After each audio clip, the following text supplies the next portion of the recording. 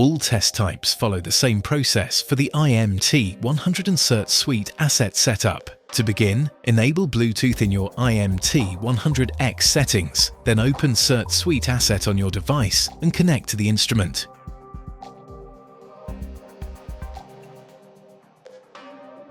Press the lock button to display lead connection information for that test.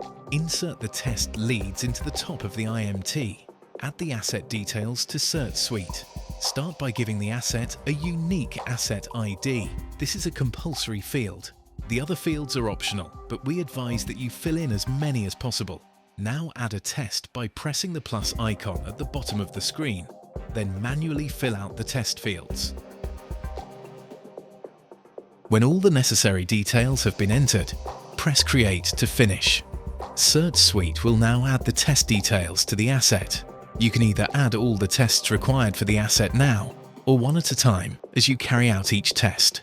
If you are testing an existing asset with CertSuite, a barcode or QR code reader has been added, allowing you to scan the code and download the existing details, or create a printable code to add to the asset for next time. Now, conduct your test as normal.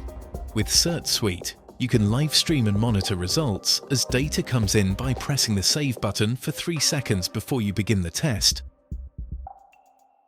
Or you can send the test results to CertSuite by pressing the Save button at the end of the test. You can now export the test result as a printable PDF that contains all of the test details. If you need to update a result, you can resend it or export several entries to maintain a complete traceable record in CertSuiteAsset. CertSuite is becoming more relevant and improving all the time. Visit the videos in the CertSuite app to see guides to the latest updates.